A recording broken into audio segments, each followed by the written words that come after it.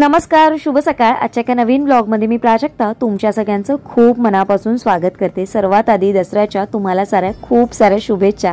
तर आज आहे दसरा आणि माझी ऑफिसची जायची तयारी चालू झालेली आहे। तयारी करण्याच्या आधी माझी घरातली जी काही बेसिक कामं आहेत ती मला सगळी संपवायची आहेत। पूजा आहे, त्याचबरोबर डब्बा आहे, त्याचबरोबर माझं उपवासाचं पण वेगळं असं सगळं आहे। म्हणजे असं सगळ्याच गोष्टी आज एकत्र करून पटापट मला जायचं होतं। तर म्हटलं चला आता पटापट आपण सगळं आवरून घेऊ।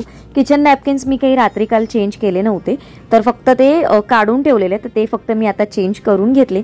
पाणी मी सकाळीच ताजं भरलं, हंडा कळशी मी रात्री घासून ठेवलेली, त्याच्यामुळे खूप जास्त असा काही पसारा झाला नाही। गॅस जो प्लॅटफॉर्म होता तो मी परत एकदा व्यवस्थित पुसून घेतला सकाळी। आणि आता गॅसची शेगडीची आपण पूजा करणार आहोत। सर्वात आधी हळद आणि कुंकू, त्याचबरोबर अक्षता, त्याचबरोबर फुलं वगैरे वाहून घेतली। त्याचबरोबर याच्यावर आपण जे काल तोरण विणलेलं ना, जे मी सिंगल तुम्हाला म्हणत होती की मी जे सिंगल आहे ते सगळं एक एक करून, म्हणजे सगळ्या आपल्या ज्या काही वस्तू असतात घरातल्या, म्हणजे असतो हंडा असतो, कळशी असते, त्या सगळ्या ठिकाणी मी एक एक लावते। तर मी इथे ते गॅसची जी आपली शेगडी आहे त्याला बघा मी इथे बांधून घेतलंय। या छोट्या बर्नरचा ना वापर मी फार कमी करते, क्वचित करते। याच्यावर अगदी छोटासा काही टोप किंवा छोटासा असा पेला वगैरे काही जेव्हा गरम करायचा असतो ना तेव्हाच याचा वापर करते, नाही तर त्याचा काही वापर मी करत नाही, म्हणून त्याच्यावरतीच मी लावलेली आहे। आणि ते कसं आपण काढू पण इझिली शकतो। आता इथे नैवेद्यासाठी म्हणून पण मी एक पेढा, जे मी काल आणलेले पेढे त्यातलाच एक मी पेढा ठेवून घेते। इथे मी नेहमी स्वस्तिक काढलेलं असतं माझं, तुम्ही बऱ्याच वेळा बघितलं असेल माझ्या व्हिडिओमध्ये, तर तिथे पण मी स्वस्तिक काढून घेते। आणि जेव्हापासून मला अनघाताईंनी सांगितलेलं आहे तेव्हापासून मी असं वरती, म्हणजे मला बऱ्याच वेळा मी स्वास्तिक आणि ज्या आपण उभ्या रेषा वगैरे काढतो ना त्या मी वरून काढायची, पण जेव्हा त्यांनीपासून मला सांगितलं ना तेव्हापासून मी त्या अशा व्यवस्थित लक्ष देऊन खाली वरपर्यंत काढते। आणि अशा तुमच्या छोट्या छोट्या गोष्टी असतात ना, मला पण त्या नेहमी लक्षात असतात आणि मी त्याच्यातनं पण बऱ्याचशा नवनवीन गोष्टी शिकत असते। आणि जेव्हा मी अशा काही गोष्टी करत असते ना तेव्हा मला तुमच्या सगळ्यांची खूप आठवण होत असते की अरे यांनी मला हे सांगितलेलं, यांनी मला ते सांगितलेलं। असं सगळ्यांच्या गोष्टी माझ्या बारीक बारीक खूप लक्षात असतात।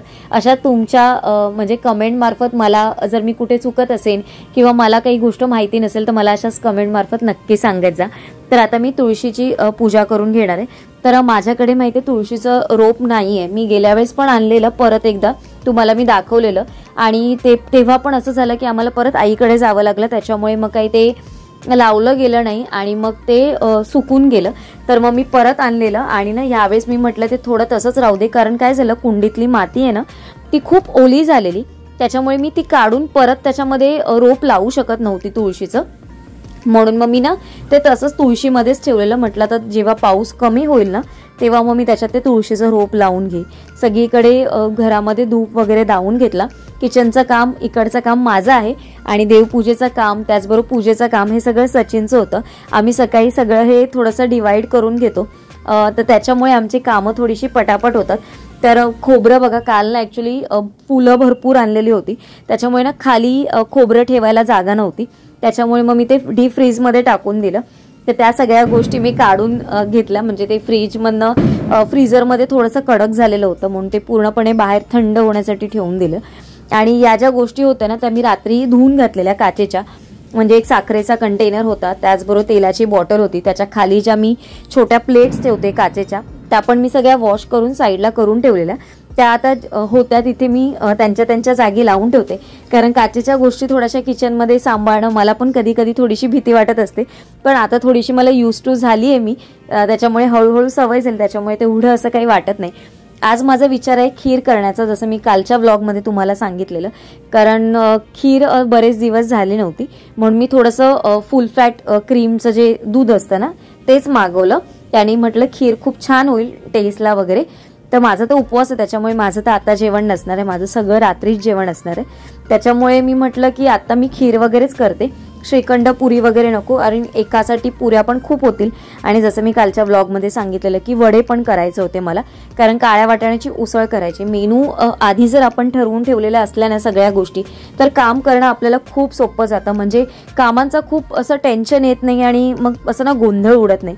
आज ना माझा उपवास होता पण सचिनला ते लक्षात राहिलं नाही आणि त्याने ना येताना नाश्ता घेऊन आलेला, ॲक्च्युली तो गेलेला विड्याची पानं, काल मी विड्याची पानं घेऊन आली नव्हती आणि पूजेसाठी आम्हाला विड्याची पानं लागणार होती, तर तो 2 प्लेट उत्तप्पा घेऊन आलाय बघा, साधा उत्तप्पा जो असतो तो.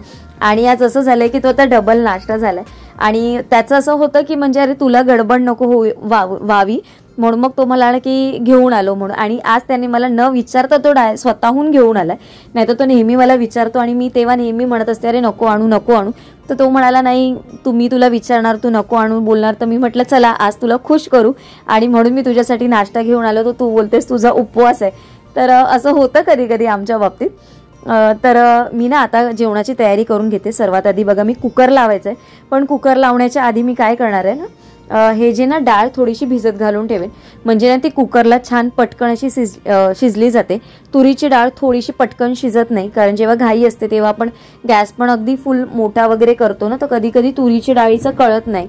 आणि ना मी नवीन पॅकेट खोललेलं, त्याच्यामुळे मला ते कळणार नव्हतं, म्हणून मी म्हटलं की नाही ती थोडा वेळ जर भिजत घातलेली मी असेल ना तर ती पटकन शिजली जाते. मी बराच वेळ जेव्हा असं असतं ना, जेव्हा माझ्याकडे वेळ असतो ना, तेव्हा तुरीची डाळ मी बराच वेळ भिजत घालून ठेवते, त्याच्यामुळे ती छान शिजली जाते आणि ना त्याला एक दाटसरपणा येतो. जसा मुगाच्या डाळीला दाटसरपणा येतो ना, तसं त्याला छान दाटसरपणा येतो ती छान शिजली की. नाहीतर मग ती थोडीशी कच्ची अशी राहिली ना की ती अशी घट्ट घट्ट वाटत नाही, कारण आपण काही रोज रोज प्रत्येक वेळेस डाळीमध्ये वाटपाची डाळ करत नाही. मी बऱ्याच वेळा जेव्हा असं सणवार असतो ना तेव्हा मी वाटपाची डाळ करण्याचा नेहमी प्रयत्न करते, पण आता हल्ली सध्या गडबड असते त्याच्यामुळे मी काही वाटपाची डाळ वगैरे करत नाही. तर इथे ना मी आता जे वाटाणे होते त्यातले थोडे वाटाणे, म्हणजे सफेद वाटाणे तर मी पूर्णपणे फ्रीजमध्ये ठेवून देणार आहे, कारण ती भाजी काही मला 2 वेळेस पुरणार नाही. कारण मी भाजी ना आत्ताच करणार आहे, म्हणजे जी आता सकाळी होणार आहे तीच भाजी संध्याकाळी होणार, कारण एका वेळेस तर काही आता सचिन एवढं जास्त तर काही खाणार नाही आणि तीच भाजी संध्याकाळी उरेल मला. मी फक्त राईस संध्याकाळी एक्स्ट्राचा लावेन जो काही लावायचा, आणि चपाती किंवा वडे जे काही करायचे असतील संध्याकाळी तेवढेच. त्यांना मी हे थोडेसे काळे वाटाणे बघा बाहेर काढून ठेवले, ते मी फ्रीजमध्ये ठेवते, मग परत ती एका वेळेस माझी थोडीशी भाजी होईल, म्हणजे एका वेळेस म्हणजे संध्याकाळच्या एका वेळेस होईल. कारण जर सकाळी केली तर थोडीशी जास्त क्वांटिटी लागते, कारण टिफिनला वगैरे आपण घेऊन जातो तेव्हा, आणि संध्याकाळी केले तर संध्याकाळी काही खूप जास्त असं आम्ही कडधान्य वगैरे खूप जास्त असं भाज्या खात नाही, त्याच्यामुळे अगदी थोड्या थोड्या खाल्ल्या तरी ते मग भरपूर होतात. त्याच्यामुळे मग मी थोडे थोडे बाहेर काढून ठेवले आणि आता मी कुकर लावते. कुकरला मी आता सर्वात आधी वाटाणे लावून घेतलेले. वाटाण्याचं कुकर एकदा झालं की मग मी बाकीचं करून घेणार आहे. वाटाण्याचं कुकर आणि त्याचबरोबर मी थोडासा राईस पण लावून घेणार आहे, म्हणजे ती दोन्ही कामं माझी एकत्र होऊन जातील. तर आता एका साईडला माझी काय करायचे, आपलं खोबरं जे होतं ना ते फ्रीजमधनं काढून ते पण मला वाटून घ्यायचं, म्हणजे ते पण एका साईडला काम होईल. कामांना जी सुरुवात करायची आहे त्याच्या आधी मी काय करणार आहे, कारण अजून मला कुकरच्या शिट्या व्हायला पण वेळ आहे आणि डाळ पण आपण भिजत घातली, तर तोपर्यंत ना वड्याचं पीठ मी मळून घेते. कारण वड्याचं पीठ मळायला आणि ते थोडंसं अर्धा एक तास राहिलं ना तर ते छान मऊसूत होतं. तर हे मला आईने दिलेलं पीठ होतं वड्याचं. हे जे मी तुम्हाला दाखवलं ना ते मी कुठल्याही डब्यात पण ओतून ठेवलं नव्हतं, मी तसंच ठेवलेलं पिशवीमध्ये. तर मग मी तेच पीठ घेतलंय. आता याच्यामध्ये मी थोडंसं मीठ टाकणार आहे आणि थोडीशी हळद टाकणार आहे. आई माझी हळद पण नाही टाकत, पण आता ते कसं दिसताना खूप छान दिसतात, थोडेसे पिवळसर असे, म्हणून थोडीशी हळद टाकायची. आई काही आमची टाकत नाही, अगदी टाकली तर मी बोलते म्हणून ती थोडीशी हळद वगैरे टाकते, नाही तर ती अजिबात टाकत नाही हळद वगैरे. तर आता याच्यामध्ये ना गरम पाणी ओतायचं आहे बघा. आता मी नेहमी काय करते ना, माझी एक सवय, कुठलाही पदार्थ ना गॅसवरनं डायरेक्ट घेऊन ना तो ताटात कधीच वाढत नाही किंवा तो वापरत नाही, तो नेहमी जमिनीला टेकवते आणि मगच ती गोष्ट ताटात किंवा कशातही वाढते. तर ही पण एक आईने सांगितलेली गोष्ट आहे माझी, की पदार्थ नेहमी डायरेक्ट उतरवलेला ना तो नेहमी जमिनीला टेकवावा आणि नंतर तो ताटात वाढायचा. इव्हन पाण्याचं पण ती बोलते मला नेहमी, की असं डायरेक्ट उतरून ओतायचं नाही पाणी, ते नेहमी थोडंसं टेकवायचं ओट्याला वगैरे आणि नंतर ते ओतायचं. आता त्याचं मागचं रिझन मला माहिती नाही, पण मी ते फॉलो करते. ती जे जे सांगते किंवा तिने ज्या ज्या गोष्टी करते ती घरातनं, त्या सगळ्या गोष्टी मी ते फॉलो करते माझ्या किचनमध्ये. तर आता पीठ छान असं मळून झालेलं आहे आणि तुम्ही बघू शकता ह्याच्यात मोजून 10-12 वडे होतील. मी खूप जास्त पीठ मळलेलं नाही आहे. तर आता हे आपण आहे ना पीठ झाकण ठेवून अर्धा एक तास जे काही होतील, मला वेळ लागेल ना तेवढ्या वेळात मी हे छान असंच ठेवेन. कधी कधी आपल्याला खूप लवकर याचं म्हणजे पीठ असं वाटत असेल तर थोडंसं तुम्ही त्याच्यामध्ये कांदा हे करून ठेवला ना तर पीठ छान असं मऊ लुसलुशीत होतं. मग 15-20 मिनिटात अर्ध्या तासात ना त्याच्या कांद्याच्या गरमीने ना ते पीठ छान असं फुलून पण येतं आणि हलकं होतं. ही आहे माझी उपवासाच्या माझ्या डब्याची तयारी. तर आज मला ना उपवासाचे कटलेट करायचे होते, पण नंतर मी विचार केला की सचिनने आंबोळे आणला, मग त्याला परत कशाला ना, म्हणून मी म्हटलं की तो डबल नाश्ता होईल परत कटलेट वगैरे. तर मी म्हटलं नको, छोटीशीच आहे तर मी माझ्यासाठी म्हणजे नाश्ता पण होईल आणि माझ्या टिफिनसाठी पण होतील, म्हणून मी म्हटलं उकडूनच आपण रताळी घेऊन जाऊ. तर आता सर्वात आधी करते मी खीर, कारण खीर आहे ना थोडीशी थंड झाली की ती खायला छान लागते आणि ती थंडच छान लागते. आणि थंड झाली ना, जशी थंड होत जाते ना तशी तशी ती छान मुरत जाते, आटत जाते. त्याच्यामुळे मग ती म्हटलं पहिली खीर करून घेऊ. तर तुपात छानपैकी शेवया मस्तपैकी भाजून घेतलेल्या आहेत, मस्त अशा तांबूस रंगावर. त्याच्यामध्ये थोडंसं पाणी टाकलं, थोडं म्हणजे बऱ्यापैकी जास्त मी पाणी टाकलं, म्हणजे आपल्या पूर्ण ज्या शेवया आहेत ना त्या पूर्णपणे याच्यात शिजल्या पाहिजेत. जेव्हा त्या पूर्णपणे याच्यामध्ये शिजतील ना, तेव्हा मग आपण याच्यामध्ये साखर आणि दूध वगैरे आपल्याला जे काही ॲड करायचं आहे ना ते ॲड करून आपण याच्यामध्ये घ्यायचं आहे बघा. तर एका साईडला मी इथे आपल्या शेवया पण बघते आणि दुसऱ्या साईडला माझं कुकर पण लावून घेते. तर इथे मी वरणाचं जे कुकर आहे आपलं डाळीचं, तुम्ही बघू शकता डाळ अगदी छान फुगलेली आहे आता, त्याच्यामुळे तर डाळीचं पण मी कुकर लावून घेते. आणि हे पण आपलं एका साईडला कुकर होईल आणि एका साईडला आपले हे जे म्हणजे शेवया पण आहेत त्या पण शिजतील, म्हणजे दोन्ही कामं आपली एका साईडला होईल. डाळीमध्ये मी थोडंसं हिंग टाकणार आहे, थोडंसं हळद टाकणार आहे आणि ते उतू जाऊ नये म्हणून थोडंसं तेल टाकणार आहे. मी तेल शक्यतो टाकत नाही. तुम्ही पाणी अगदी म्हणजे पाव याच्यापत म्हणजे भांड्याच्या पावपर्यंत जर तुम्ही जर पाणी ठेवलात ना तर तुमची डाळ कधीच उतू जाणार नाही. तुम्ही अर्ध किंवा त्याच्या वरपर्यंत जर पाणी ठेवलं भांड्याच्या ना तर डाळ तुमची नक्की उतू जाईल. तर तसं करू नका. मी ना याच्यामध्ये ना हा एवढा छोटासा पेला आहे ना तोच भाताचा ठेवलेला आहे. आमच्याकडे मापाने हा एवढाच पेला भाताचा लावला जातो, खूप जास्त लावला जात नाही, कारण त्याच्याबरोबर चपात्या पण असतात आणि बाकी पण गोष्टी असतात, त्याच्यामुळे हा मोजलेला माझा ठरलेलाच आहे. आता खीर फार कमी गोड खाल्ली जाते आणि दूध आहे त्याच्यामुळे मी म्हटलं की नको, थोडीशी कमीच गोड करू. तर मी ना याच्या जेवढ्या शेवया आणि जेवढं दूध असणार आहे ना त्याच्या अर्ध्या पट्टीने मी साखर घातलेली आहे. दुधामध्ये साखर वितळवण्याच्या आधी मी ती पाण्यामध्ये वितळवून घेते आणि ती पूर्णपणे पाणी आटवून घेते आणि मग मी याच्यामध्ये दूध ओतते. तुम्ही बघू शकता ऑलमोस्ट अर्धा लिटर दूध होतं, त्याच्यामधलं मी अगदी थोडंसं दूध ठेवलेलं आहे, म्हणजे जवळजवळ 200 ml मी दूध याच्यामध्ये खिरीमध्ये ओतलेलं आहे. आणि ते छानपैकी ना आता हे असंच आटायला द्यायचं आणि हा जो चमचा आहे ना तो मी असाच याच्यामध्ये ठेवणार आहे, म्हणजे ती खीर आहे ना आपली उतू जाणार नाही आणि आपण आपली एका साईडला कामं पण करू शकतो. मध्ये मध्ये फक्त हलवायला थोडंसं लागतं आपल्याला, पण जर तुम्ही नाही हलवलं ना तरी चालेल. तुमचं भांडं जर व्यवस्थित असेल आणि फ्लेम जर तुम्ही अगदी छोटी ठेवली आणि असा चमचा आतमध्ये टाकून ठेवलात ना तर ती तुमची कधीच उतू जाणार नाही. आता आपलं कुकर झालंय, आता आपण भाजी फोडणीला टाकून घेऊ, तर दोन्ही कामं एकत्र होऊन जातील. थोडंसं मल्टीटास्किंग असलं, मी नेहमी तुम्हाला माझ्या व्हिडिओमध्ये सांगते की नेहमी मल्टीटास्किंग राहा. मल्टीटास्किंग असाल तर तुमची कामं लवकर होतील.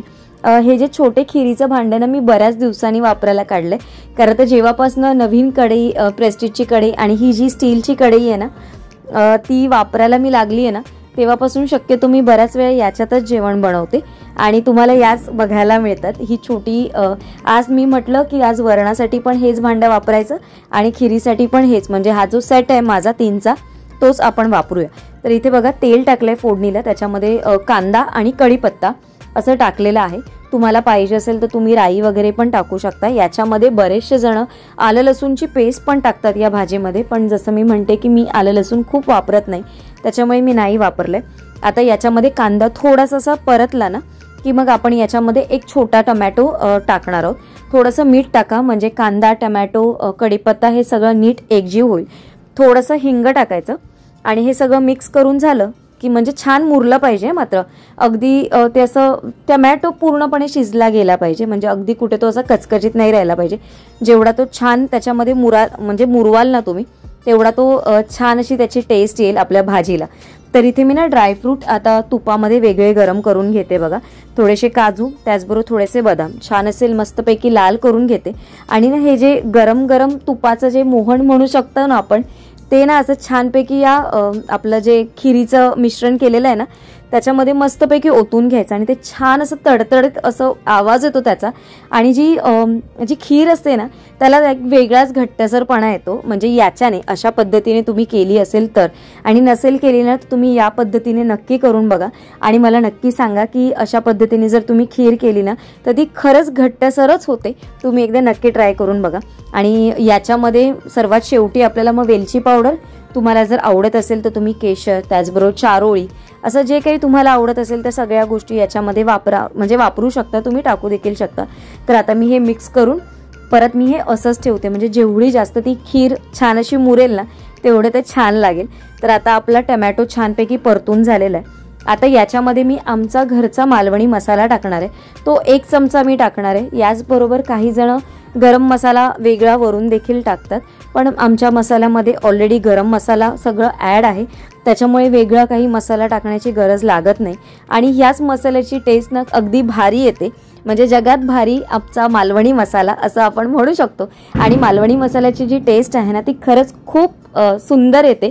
म्हणजे तुम्ही कुठल्याही भाजीमध्ये टाका किंवा कुठल्या नॉनव्हेजच्या रेसिपीमध्ये टाका किंवा कुठल्याही भाजीमध्ये तुम्ही टाकलात ना तर त्याची टेस्ट अगदी मालवणी मसाल्याची अगदी वेगळीच असे. जसा आपला आपण जो मिसळचा वगैरे जो मसाला असतो ना तो पण अगदी भारी टेस्ट देतो, म्हणजे वांग्याच्या वगैरे, म्हणजे प्रत्येक मसाला हा ज्याच्या त्याच्या ह्याच्यामध्ये वेगवेगळी टेस्ट देत असतो. पण मालवणी मसाला तर मी सगळ्या ह्याच्यातच वापरते, म्हणजे अशी कुठली भाजी नाही ज्याच्यामध्ये मी मालवणी मसाला वापरून ती भाजी केलेली नाही, म्हणजे मिक्स मॅच करून, पण छान टेस्ट येते. तर इथे ना मी आता याच्यामध्ये वाटप केलेलं आहे ते वाटप टाकते. पाणी तुम्हाला जसं पाहिजे असेल आवडीने किंवा म्हणजे जसं कमी जास्त जसं पाहिजे असेल तसं तुम्ही पाणी टाका आणि छानपैकी त्याला झाकण ठेवून ना जेवढं याला तुम्ही मंद गॅसवर चण्यामध्ये म्हणजे ते जे आतमधले वाटण आहेत ना ते छान असे शिजवाल ना, म्हणजे पूर्ण त्याच्या तेलाचा ना असा तवंग आला पाहिजे, म्हणजे वरती थोडीशी जी तरी आली पाहिजे ना तोपर्यंत याला शिजवून घ्या, मग त्याची टेस्ट भाजीची अगदी छान येते. या भाजीमध्ये ना मी जेव्हा वाटाणे उकडले ना तेव्हा त्याच्यामध्ये 1 बटाटा पण मी कापून टाकलेला होता, म्हणजे तो छान असं त्याच्यामध्ये खाताना लागेल. आणि मला बटाटा तसा आवडतो असं नाही पण अशा ज्या भाज्या असतात ना त्याच्यामध्ये थोडासा 1 बटाटा आला तर तो छान लागतो. जसा वांग्या बटाट्याच्या भाजीतला बटाटा खायला आवडतो मला, याच्यातला बटाटा आवडतो. पण तुम्ही असं म्हणाल तर फ्लॉवरच्या भाजीतला वगैरे मला बटाटा अजिबात आवडत नाही, पण याच्यामधला बटाटा मात्र फार आवडतो. तर आज ना डाळ आहे ना, सचिन मला म्हणालेला की काकी करतात ना तशी तू डाळ कर, ती काकी डाळ खूप छान करतात. तर म्हटलं ठीक आहे चला आज काकींच्या पद्धतीने करूया. तर काकी काय करतात, वरण करतात साधं सिंपल, त्याला फोडणी देत नाही. अशीच तुरीची जी डाळ असतात ती छान मिक्स करून फेटून घेतात आणि मग सगळं याच्यामध्ये वरूतूनच टाकतात. म्हणजे तुम्ही मीठ, त्याचबरोबर कढीपत्ता, त्याचबरोबर मिरची, त्याचबरोबर टमॅटो, त्याचबरोबर मीठ आणि मी याच्यामध्ये जिराची पूड ॲड केलेली आहे बघा. काकी थोडंसं जिरं आणि राई थोडीशी टाकतात, पण मी याच्यामध्ये काय केलंय थोडंसं जे जिरं आहे ना पाण्यात मिक्स करून याच्यामध्ये ते पाणी ओतलंय. कारण जर आपण असंच वरून थोडंसं जिराची पावडर टाकली तर कधी त्याच्या गुठल्या राहतात, तर तसं होऊ नये म्हणून मी थोड्याशा पाण्यात जिरपूड मिक्स केली आणि मग ती त्याच्यामध्ये ओतली आणि आपली डाळ तयार झाली. तर काकीन जेव्हा बघतील तेव्हा मला नंतर सांगतीलच की माझ्याकडनं काही मिस्टेक झाली असेल तर, पण मी त्यांची पद्धत म्हणजे करण्याचा प्रयत्न केलाय आणि टेस्टला तर छान झालेली पण. तर इथे माझे जी उसळ आहे ती पण तयार झाली आहे बघा. वरून थोडीशी कोथिंबीर टाकली आणि थोडीशी थंड झाली ना की काळ्या वाटाण्याची उसळ अजून छान लागते. म्हणजे वडे असतील तर ती प्रश्नच नाही. पण आता ही आपली ऑलमोस्ट तयार झालेली. आता आपण ह्याच्यावर झाकण ठेवून ना परत एक थोडा वेळ ती ठेवून घेऊ. आणि इथे ना मी आता रताळी आहेत ना ती वाफवून घेणार आहे, कारण या रताळ्याची जी साईज आहे ना अगदी छोटी आहे, म्हणजे तुम्ही बघू शकता अगदी पातळ आहे. तर मी अशा वेळेस काय करते माहिती आहे, कुकर आहे ना, कुकरच्या खाली पाणी ठेवते, पाणी घालते, त्याच्यावरती एक जाळी ठेवते आणि मग त्या जाळीवरती प्लेट ठेवते आणि त्या प्लेटच्या वरती आपण ती रताळी जी आहे ती ठेवायची. म्हणजे पाण्यात ओतून म्हणजे पाण्यात बुडत असतात ना, म्हणजे ती रताळी पूर्णपणे बुडतील आणि मग त्याच्या शिट्या करायचं, तसं नाही करायचं. तर तसं केलं ना तर मग ते ना खूप अगदी छोटी छोटी आहेत ना तर ती अगदी पाणी होऊन जाईल त्याचं. म्हणून मी ना ती वाफेवर शिजवून घेते. आणि जेव्हा आपल्याला कटलेट वगैरे जर तुम्हाला काही करायचं असेल ना किंवा पराठे वगैरे करायचे असतील ना तेव्हा तुम्ही वाफवून घ्या रताळी. जर तुम्ही ती शिजवून घेतली ना तर त्याच्यामध्ये खूप पाणी होईल आणि जर जेव्हा तुम्ही पराठे वगैरे करत असाल ना तर ते अगदी पातळ होत जातात आणि चिटकत जातात. तर ही एक गोष्ट नेहमी लक्षात ठेवा, जेव्हा तुम्हाला पराठा वगैरे काही करायचं असेल ना तेव्हा तुम्ही रताळी ना वाफवून घ्या, म्हणजे त्याच्यामध्ये ना खूप जास्त पाणी नसणार आणि ते ड्राय असतात. तर आता ऑलमोस्ट माझं सगळं जेवण होत आलेलं आहे. म्हणजे आपली उसळ झालेली आहे, डाळ झालेली आहे, भात पण झालेला आहे. मी कुकरला शिट्या करून आता माझ्या रताळ्याच्या साईडला ठेवलेल्या आहेत आणि आता माझी थोडीशी डब्याची तयारी करून घेते. तर हा चिवडा मी पहिल्यांदाच घेतलेला आहे, मी काही डीमार्टमधनं हा कधी घेतला नव्हता. हे एक सीताफळ माझ्यासाठी घेतलं आहे आणि एक ॲपल घेऊन जाणार आहे मी. आणि आता म्हणजे नाश्ता पण माझा तोच होणार आहे, म्हणजे थोडासा चिवडा वगैरे किंवा बघते आता काय, पण मी ॲपलच घेऊन जाईन सकाळी नाश्त्यासाठी, आता खाऊन जाईन मी. तर आता ना मी हा चिवडा घेते बघा. हा चिवडा मला काकीने सांगितलेला की हा चिवडा घे, खूप छान आहे, पंचरत्न चिवडा आहे. आणि हा पण सचिनला खूप आवडलेला, कारण आता तिथे होतो तेव्हा त्याला असं हे आवडतं खाणं वगैरे, असं वेगवेगळं काहीतरी आहे तो, कारण त्याला पण खाण्याचा तो खूप म्हणजे काय बोलतात त्याला खूप आवड आहे खाण्याची. तर त्याला असं वेगवेगळ्या पदार्थ आणि जेवण वगैरे त्याला जेवायला असं खूप आवडतं, म्हणजे छान छान वेगवेगळं. तर त्याला चिवडा आवडलेला. तर काकी मला म्हणाल्या डीमार्टमध्ये गेलो तेव्हा की हा आवडलेला त्याला, तर तू हा घे, छान आहे म्हणून मी त्याच्यासाठी घेतला. तर म्हटलं चला आज गुरुवार पण आहे आणायचं, तर आपण पॅकेट ओपनच करूया. तर माझ्यासाठी डब्बा भरून घेतला मी. आणि आता मी इथे तेल गरम करायला ठेवलं आहे. आणि वड्याचं पीठ बघा आता खूप छान आलेलं आहे पीठ, अगदी मऊ लुसलुशीत असं पीठ झालेलं आहे. याची रेसिपी ना मला एकदा तुमच्याबरोबर शेअर करायची आहे, पण आता आई बघते, मी आईला विचारेन किंवा आईने मला, म्हणजे मी आईकडनं विचारून मग तुम्हाला सांगण्यापेक्षा ना आईने जर तुम्हाला तिच्या तोंडाने व्यवस्थित नीट समजवून सांगितली ना, तर ती जास्त तुमच्यापर्यंत पोहोचेल असा माझा विचार आहे. पण आई आता कॅमेऱ्यासमोर येईल की नाही मला माहिती नाही, पण मी विचारेन आईला एकदा, कारण हे वडे आहेत ना खरंच खूप सुंदर झालेले आणि अगदी टेस्टी पण झालेले. तर इथे ना मी मोजून 5च वडे करणार आहे बघा. आणि मी खूप जास्त वडे करणार नाही आहे, कारण दुपारच्या वेळेस ना आता काही सचिन जास्त खाणार पण नाही तो, आणि एकटा आहे तर मग काही खूप जास्त नाही, कारण त्याला तर सुट्टी आहे, मला तर कामावर जायचंच आहे.